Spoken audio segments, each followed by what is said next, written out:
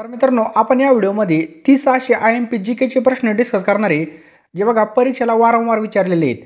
आपल्या व्हिडिओचा पहिला प्रश्न आहे, समुद्रामधील त्सुनामी लाटा कशामुळे निर्माण होतात? चला पटकन आन्सर द्यायचा, आपल्याला 3 सेकंद मिळतील.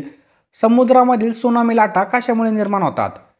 सर्वांनी बरोबर चॉईस केला असेल. आता ऑप्शन क्रमांक सी, पाण्याखालील भूकंप. कशामुळे? पाण्याखालील भूकंपामुळे समुद्रामधील त्सुनामी लाटा निर्माण होतात. तिसरा प्रश्न आहे, केवलादेव राष्ट्रीय पक्षी उद्यान कोणत्या राज्यामध्ये? व्हेरी व्हेरी इम्पॉर्टंट प्रश्न आहे. केवलादेव राष्ट्रीय पक्षी उद्यान कोणत्या राज्यामध्ये? तर राईट आन्सर आहे ऑप्शन क्रमांक डी, राजस्थान. कोणत्या? राजस्थान राज्यामध्ये. आणि बघा, केवलादेव राष्ट्रीय उद्यानास भरतपूर सुद्धा म्हटलं जातं आणि त्याची स्थापना 1982 मध्ये झाली होती. केव्हा? 1982. ग्रेट बॅरियर रीफ हे कोणत्या ठिकाणी स्थित आहे? काय प्रश्न आहे?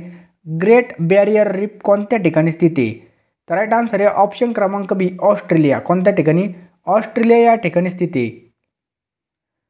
5 नंबरचा प्रश्न काय आपला? कोटोपॅक्सी. कोणता? कोटोपॅक्सी ज्वालामुखी कोणत्या देशामध्ये? तर राईट आन्सर आहे ऑप्शन क्रमांक ए, इक्वेडोर.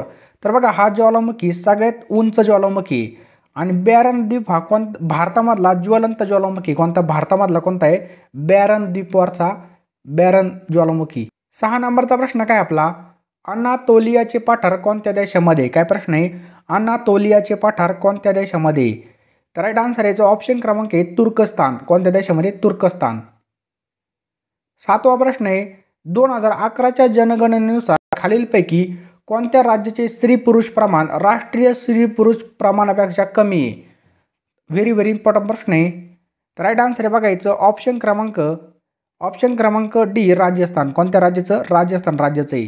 तर बघा, राजस्थान राज्याचं लिंग गुणोत्तर आहे 928 आहे आणि भारताचं किती आहे? 940 आहे.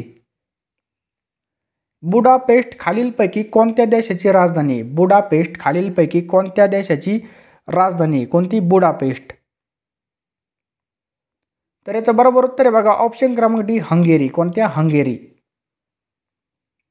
भारतातील कोणत्या राज्याला देवभूमी असं म्हणतात? भारतामधील कोणत्या राज्याला देवभूमी असं म्हणतात? तर राईट आन्सर आहे ऑप्शन क्रमांक ए, उत्तराखंड. कोणत्या? उत्तराखंड. तर बघा, उत्तराखंड राज्याची राजधानी कोणती? तर मित्रांनो, आपल्या सर्वांना माहिती आहे अनअकॅडमी बद्दल. अनअकॅडमी हा भारतामधील सर्वात मोठा टॉप एज्युकेशनल प्लॅटफॉर्म बनलेला आहे आणि हे ॲप्लिकेशन डाउनलोड करण्यासाठी बघा, तुम्हाला प्ले स्टोअरमध्ये जाऊन अनअकॅडमी सर्च करून अनअकॅडमी लर्निंग ॲप सर्च करून काय करायचं? आपल्याला डाउनलोड करायचं आहे. आणि बघा, तुम्ही कोणता पण कोर्स घेतला त्या ठिकाणी म्हणून क्लास लावले तर 10% सूटसाठी आपला तुम्ही रेफरल कोड तुम्ही यूज करू शकता. रेफरल कोड काय आपला? SMB 2020. SMB 2020 हा आपला रेफरल कोड आहे. तर मित्रांनो, आपल्या जवळचं कोणी MHT CET 2021 साठी तयारी करत असेल तर त्यांना हा व्हिडिओ नक्की शेअर करा.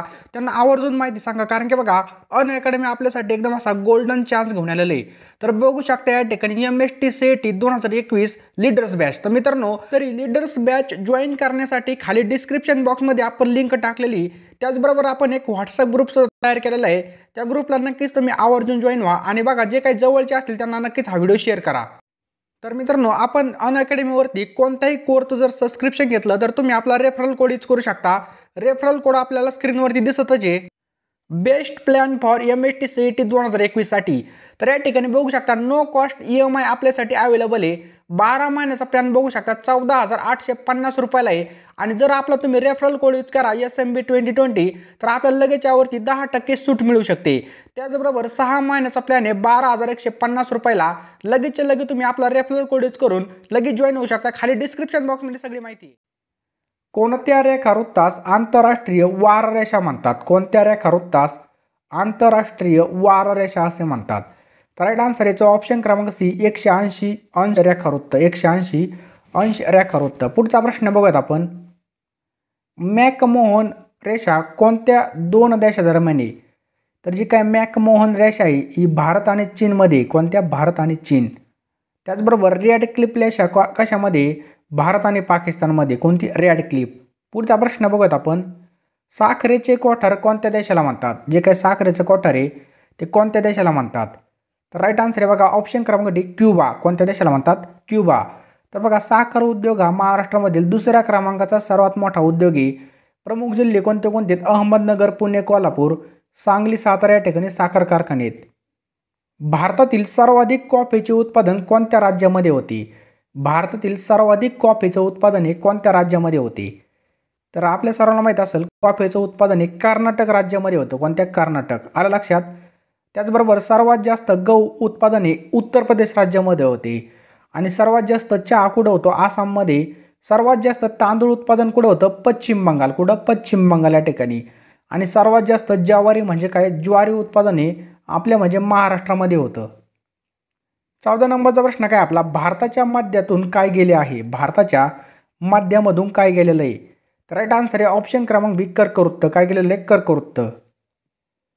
भारताच्या पहिल्या उपग्रहाचं नाव काय आहे? भारताच्या पहिल्या उपग्रहाचं नाव काय आहे?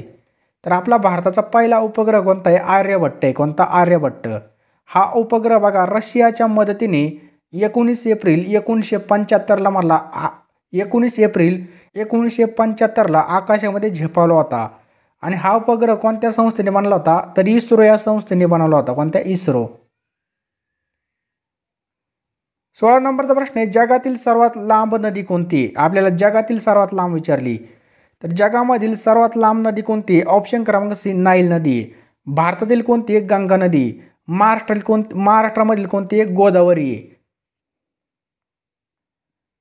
भारतामधील सर्वात कमी लोकसंख्येचं घनता असलेलं राज्य विचारलंय. सर्वात कमी लोकसंख्येची घनता असलेलं राज्य कोणतं आहे? तर राईट आन्सर याचं ऑप्शन क्रमांक सी अरुणाचल प्रदेश. सर्वात जास्त लोकसंख्या असलेलं राज्य कोणतं आहे? उत्तर प्रदेश आहे. सर्वात कमी लोकसंख्या असलेलं राज्य कोणतं आहे? सिक्कीम आहे. आणि सर्वाधिक लोकसंख्येचा केंद्रशासित प्रदेश कोणता आहे? तर दिल्ली आहे. आणि सर्वात कमी लोकसंख्येचा केंद्रशासित प्रदेश कोणता आहे? लक्षद्वीप आहे. आणि सर्वात कमी लोकसंख्येची घनता असलेलं राज्य आहे अरुणाचल प्रदेश. केरळमधील कोणते अभयारण्य हत्तीसाठी प्रसिद्ध आहे? केरळमधील कोणतं अभयारण्य हत्तीसाठी प्रसिद्ध आहे? राईट आन्सर आहे बघायचं ऑप्शन क्रमांक ए पेरियार. कोणतं? पेरियार. तर बघा त्याचबरोबर भरतपूर राष्ट्रीय उद्यान पक्ष्यांसाठी प्रसिद्ध आहे आणि हे कोणत्या ठिकाणी स्थित आहे? राजस्थान या ठिकाणी स्थित आहे. रणथंबोर अभयारण्य हरणासाठी प्रसिद्ध आहे. हे जम्मू काश्मीरमध्ये स्थित आहे. जगातील सर्वात मोठं बेट कोणतं आहे? जगामधील सर्वात मोठं बेट कोणतं आहे? तर राईट आन्सर आहे बघायचं ऑप्शन क्रमांक बी ग्रीनलँड. कोणतं आहे? ग्रीनलँड. पुढचा प्रश्न बघूयात आपण. उगवत्या सूर्याचा देश म्हणून कोणत्या राष्ट्रास संबोधलं जातं? उगवत्या सूर्याचा देश म्हणून कोणत्या राष्ट्राला संबोधले जाते? तर राईट आन्सर आहे बघा उगवत्या सूर्याचा देश म्हणून कोणत्या राष्ट्राला संबोधले जाते? ऑप्शन क्रमांक सी जपान. कोणता? जपान आहे. लक्षद्वीप बेट कोणत्या ठिकाणी स्थित आहे? लक्षद्वीप बेट हे कोणत्या ठिकाणी स्थित आहे? तर राईट आन्सर याचं ऑप्शन क्रमांक बी अरबी समुद्र. कोणत्या ठिकाणी? अरबी समुद्र. अंदमान आणि निकोबार कोणत्या ठिकाणी? तर बंगालचा उपसागर. श्रीलंका कुठे? तर हिंदी महासागरामध्ये. चला पुढचा प्रश्न बघूयात आपण. भारतामध्ये विद्युत ऊर्जा निर्मितीसाठी सर्वात जास्त वापरली जाणारी ऊर्जाचा स्रोत कोणता आहे? तर सगळ्यात जास्त काय वापरलं जातं भारतामध्ये? कोळसा. काय वापरलं जातं? कोळसा. त्याचा एकूण वापर किती आहे? 67%. किती? 67%. भारताचा सुमारे किती टक्के भाग हा शेती लागवडीखाली आहे? तर बघा भारताचा सुमारे 60%. किती? 60% भाग बघा पूर्णपणे शेती लागवडीखाली. आलं लक्षात?